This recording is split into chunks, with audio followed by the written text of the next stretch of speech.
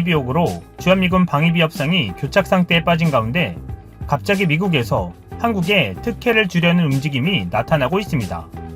얼마 전 계속 대선 지지도에서 밀리던 트럼프 대통령이 바이든 후보를 1%포인트 차이로 역전했다는 기사가 나온 바 있습니다. 이후 박빙의 승부를 이어가면서 샤이 트럼프가 변수가 될 것으로 전망되고 있는 상황입니다. 그래서일까요? 끝없는 전쟁을 끝내겠다며 대선 이슈로 전 세계 미군들을 집으로 돌아오게 하겠다는 트럼프 대통령의 미군 감축 계획도 조금 미뤄지는 상황입니다. 대신 대만을 둘러싸고 중국과의 대결 구도가 강해지고 있는 모양새입니다. 특히 최근 미중 간 군사적 긴장에 불을 붙인 사건이 있었습니다. 미국에서 미군의 대만 제주둔을 검토해야 한다는 주장이 나왔기 때문입니다. 25일 중국 관영 글로벌 타임즈에 따르면 미 육군 저널 밀리터리 리뷰 최신호에서 워커밀스 대위는 동아시아에서 힘의 균형이 중국 인민해방군 쪽으로 쏠리는 가운데 미국이 대만의 지상군을 재배치하는 방안을 검토할 필요가 있다고 주장했습니다. 그러자 중국 매체는 미친 주장이라며 무력 통일 작전까지 거론하며 강력히 경고했습니다. 글로벌 타임즈는 대만 민중에 도움이 되지 않는 미친 제안으로 만약 실현된다면 인민해방군은 단호한 군사행동으로 무력 통일을 실현할 것이라고 강조했습니다. 또한 대만에 미군을 재주둔시키면 79년 수교 이전으로 회귀하는 것이라며 재주둔 시 중국과 미국의 외교관계의 근본이 깨지는 것이라고 말했습니다. 탕커페이 중국 국방부 대변인은 대만 해협 군사훈련과 관련해 대만 해협의 군사훈련은 간섭하는 외부 세력과 대만의 분리 독립주의자 및 분리주의 활동을 타깃으로 한다면서 대만을 중국으로부터 감히 분리한다면 우리는 어떤 대가를 치르더라도 단호하게 패배시킬 것이라고 말했습니다. 이런 상황 속에 미국이 한국을 찾았습니다. 25일 마셜 빌링슬리 미국 국무부 군비통제 대통령 특사는 한국을 찾아 중국의 핵미사일 증강에 대한 대응을 논의할 것이라고 밝혔습니다. 한국 시간으로 27, 28일 방한하는 빌링슬리 특사는 방한 목적에 대해 동맹인 한국과 중국의 신속하고 아주 위험한 핵무기 및 탄도, 재래식 미사일 증강 상황을 논의하기 위한 것이라고 말했습니다. 그는 이러한 위협은 한국과 미국, 다른 동맹, 영내 국가뿐만이 아니라 국제적 안정성에 대한 것이라고 설명했습니다. 그러면서 우리는 구체적으로 논의할 것이고 중국의 프로그램들과 관련해 우리의 동맹과 공유할 추가적 첩보를 가져갈 것이라며 우리는 긴밀한 군사동맹으로서 이러한 점증하는 위협에 대응해 어떤 일을 해야 할지 논의할 것이라고 강조했습니다. 빌링슬리 특사는 또 안정을 해치는 행위를 다루기 위한 협상 테이블에 중국이 나올 수 있도록 해야 한다고 부연했습니다. 그는 중국이 중거리 핵 전력 조약에 구애를 받지 않고 모든 종류의 중거리 탄도 순항 미사일을 개발해 왔다면서 2009년 0.5km도 안 됐던 중국 열병식의 미사일 시스템이 10년 뒤인 2019년엔 10배가 됐고 10년 뒤에는 더 늘어날 것이라고 설명했습니다. 미국은 러시아의 위반 행위를 문제 삼아 지난해 INF에서 탈퇴했으며 이후 중국까지 참여하는 3자 군축 협상을 추진해 왔으나 중국이 거부해왔습니다. 빌링슬리 특사는 미국과 동맹은 미사일 시스템에 대응할 폭넓은 방어 능력을 필요로 할 것이고 미사일 방어 능력의 증진이 이에 포함될 것이라면서 우리는 이런 능력을 개발하고 있고 INF 조약을 탈퇴한 뒤 개발을 시작했다고 전했습니다. 이어 이런 시스템들의 개발에는 시간이 좀 더 걸릴 것이지만 우리는 빠르게 전진하고 있다면서 우리 육군, 해군, 해병대가 지상발사 순항미사일과 극초음속 능력 등을 갖게 될 것이라고 설명했습니다. 빌링슬리 특사는 우리는 동맹 한국과 이에 대한 또 다양한 미사일 방어 능력의 진전에 대한 논의에 열려 있다면서 또한 우리는 한국으로부터 어떤 종류의 방어 능력이 필요한지 듣고 싶다고 덧붙였습니다. 미중 갈등이 첨예한 상황 속에서 한국에 필요한 방어 능력을 갖추려는 것이 상당히 부담스러워 보입니다. 제2의 사드 배치 사태가 우려되기 때문입니다. 이런 흐름상 빌링슬리 특사의 방안 중 미국이 개발 중인 중거리 미사일 한국 배치 문제가 논의될지 주목되고 있습니다.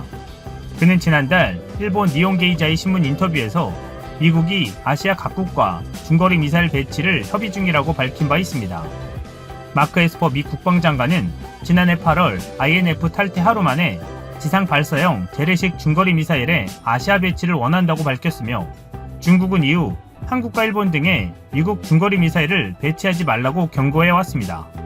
미국의 중거리 미사일이 한국에 배치되면 미중의 극심한 갈등 한복판에 한국이 휘말려 들어가는 게 불가피합니다. 빌링슬리 특사는 중거리 미사일 방어 능력과 관련해서는 어떤 능력이 필요한지는 한국 정부가 결정해야 할 것이라면서 우리는 물론 우리가 할 수 있는 도움을 줄 것이라고 말했습니다. 한국엔 사실 중거리 미사일의 방어 능력이 필요 없습니다. 이는 미국이 절대적으로 필요로 하는 것일 뿐입니다. 결국 사거리 제한과 산두 중량 해제만으로도 한국은 만족할 수 있는데 굳이 방어 능력을 미끼로 한국을 요새화하려는 모양새가 되고 있습니다. 과거 트럼프 대통령이 사드 배치 때처럼 한국을 방어해준다며 배치 비용 10억 달러를 한국에 요구했던 것과 중국의 경제 압박을 생각하면 한국의 반발은 불보듯 뻔합니다. 이러한 한국의 반발을 의식했는지 데이비드 스틸웰 미국 국무부 동아태 차관보는 지난 17일 국무부 내에서 주한미군 철수와 관련한 논의는 없다고 밝혔습니다. 스틸웰 차관보는 이날 상원 외교위원회 청문회에서 민주당 크리스 쿤스 의원이 도널드 트럼프 행정부가 주한미군 철수에 무게를 두고 있는 것으로 보도되고 있는데 더는 고려하고 있지 않다는 걸 확인해 줄 수 있느냐고 질문하자 국무부에서 그런 논의는 없다고 말했습니다. 스틸웰 차관보의 답변은 트럼프 행정부 전체에 대한 것이 아니라 국무부에 한정된 것입니다. 다만 한미 방위비 분담금 협상을 관장하는 국무부 차원에서 주한미군 철수와 관련한 논의가 없다고 선을 그은 것으로 볼 수 있습니다. 스틸웰 차관보는 중국의 공격적 조처를 비난하면서도 미국은 대부분의 나라가 그런 것처럼 중국과 중요한 관계를 이어갈 것이라고 밝혔습니다. 그는 우리는 각국의 미중 사이에 선택하라는 것이 아니라 해로운 행위에 대해 중국이 책임을 지도록 하자는 것이라면서 우리는 국제사회의 보편적 권리와 국제 시스템에 기반한 규범을 위해 일어서도록 요청하는 것이라고 강조했습니다. 스틸웰 차관보는 중국과의 전략적 경쟁에 있어 국제적 동맹 및 파트너십의 견고함과 강력함이 매우 중요하고 인도태평양 지역에서 가장 그렇다면서 일본과 인도, 호주, 대만, 한국 등에서 인도태평양과 비슷한 개념이 제시되기도 했다고 덧붙였습니다. 결국 주한미군 감축카드가 한미 방위비 분담금 협상에 동원될 가능성이 있었지만 트럼프 행정부도 한국에선 그 카드가 먹히지 않는다는 것을 알게 된 것으로 보입니다. 오히려 한국에 필요한 방어 체계를 물으며 적극적인 특혜를 주는 것처럼 나오고 있는 모습을 보니 말입니다. 중거리 미사일의 한국 배치가 성사될 리 없겠지만 배치하면 또 나중에 한국 방어를 위한다고 할 게 뻔합니다. 그리고 그때 또 말도 안 되는 방위비를 요구할 것입니다. 트럼프 행정부 안에서는 말입니다. 경제 분리, 미국 주식시장에서 중국 기업들을 퇴출하려는 시도가 이어지고 있다. 중국 기업들이 미국 증시가 요구하는 회계 감사의 기준을 따르지 않는다는 것이 가장 큰 이유다. 중국의 스타벅스라고 불렸던 럭킨 커피가 회계 조작으로 나스닥에서 퇴출당한 사건을 통해 미국 증시에 상장한 많은 중국 기업이 회계 자료를 제때 제출하지 않는다는 문제가 제기되면서다. 이는 트럼프 행정부가 벌이고 있는 중국과의 경제전쟁과 맞물리면서 더욱 악화하고 있다. 투자자들은 바이두, 알리바바, 텐센트 등 중국 테크 기업들이 아예 미국 증시에서 퇴출당할 가능성에 긴장하고 있다. 빠르게 성장하는 중국 시장에 투자가 힘들어지기 때문이다. 중국 기업들로서도 미국에서 투자를 유치하지 못하는 건 피하고 싶은 상황이다. 하지만 이들의 바람과 달리 미국과 중국의 정치 상황은 세계 최대의 두 경제가 빠르게 이별하는 수순으로 가고 있다. 중국은 이미 2019년 상하이에 중국의 나스닥이라는 스타마켓을 만들어서 기존 증시보다 느슨한 기준으로 기업들을 유치하고 있다. 당장 주식 상장을 준비 중인 알리페이의 모기업 엔트그룹이 스타마켓과 홍콩 증시에 상장할 계획을 밝혔고 다른 중국 기업들도 미국 증시를 떠나 상하이와 홍콩 등 범증화권 증권 시장으로 옮겨갈 것이라는 전망이 나온다. 문제는 이런 상황의 전개가 단순히 트럼프 행정부가 주도하는 게 아니라는 데 있다. 전문가들은 오는 11월 대선에서 트럼프가 민주당 후보 조 바이든에 패한다고 해도 미중 경제의 분리 수순에는 큰 변화가 없을 거라고 전망한다. 미중 경제 분리는 이제 눈앞에 닥친 현실이 되고 있다. 디커플링이든 엄청난 관세든 중국 의존 끊을 것. 도널드 트럼프 미국 대통령은 7일 중국에 대해 고율 관세 부과와 디커플링, 이른바 경제 분리 가능성을 거론하며 압박 수위를 높였다. 트럼프 대통령은 미국의 노동절 공휴일인 이날 브리핑에서 중국이 해온 것처럼 우리를 뜯어먹은 나라가 어디에도 없었다며 이같이 말했다. 이어 그들은 강력한 군을 구축하고 있다. 내가 우리 군사력을 강화했기 때문에 아주 운이 좋았던 것이라며 그렇지 않았으면 지금쯤 중국에 추월당했을 것이고 그것은 끔찍한 일이라고 했다. 트럼프 대통령은 우리는 핵능력에서 훨씬 앞서 있다. 우리가 강한 핵능력을 쓸 일이 없기를 바란다면서 하지만 중국은 우리가 준 돈을 군사력 강화에 쓰고 있다. 따라서 디커플은 흥미로운 단어라고 했다. 트럼프 대통령은 디커플링과 관련해 그들과 거래하지 않으면 수십억 달러를 잃지 않을 것이며 그것이 디커플링이다라. 그들은 우리 돈을 가져가 항공기와 선박, 로켓, 미사일 구축에 쓰고 있으며 조 바이든은 그들의 놀이개가 되었다고 주장했다. 트럼프 대통령은 11월 대선을 이 역사상 가장 중요한 선거라고 강조했다. 그는 내 행정부 하에서 우리는 미국을 전세계 제조업의 초강대국으로 만들 것이라며 디커플링이든 엄청난 관세를 부과하든 우리는 중국에 대한 의존을 완전히 끊을 것이라고 했다. 트럼프 대통령의 이런 발언은 그가 재선에 승리하면 관세 부과와 디커플링까지 동원해 대중국 압박 수위를 높일 수 있다는 것을 시사한 것이다. 트럼프 대통령에서 종종 중국과의 디커플링 가능성을 언급한 바 있다. 트럼프 중국과 경제 분리, 손실 없다.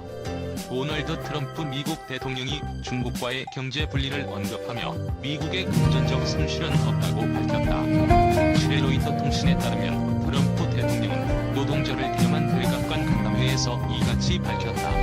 그는 중국과의 경제 분리가 미국의 금전적 손실을 가져다 주지 않을 것이라며 중국의 생산을 위탁하는 기업은 연방정부 차원의 계약을 맺을 수 없을 것이라고 강조했다. 이는 오는 11월 대선을 앞두고 유권자들의 반중 감정을 자극해 표를 결집하려는 의도라는 분석이다.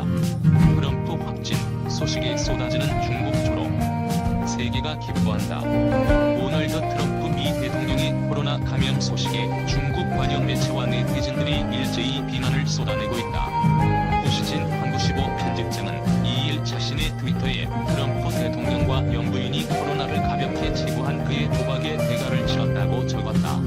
그는 이어 이 소식은 미국 내 팬데믹 상황의 심각성을 보여준다며 이는 트럼프와 미국의 이미지에 부정적 영향을 미치고 그의 재선에도 부정적 효과를 나타낼 것이라고 마무리했다. 한국15는 중국의 대표적 관영 매체로 후 편집장은 중국 정부의 입장을 대변해온 언론인으로 유명하다.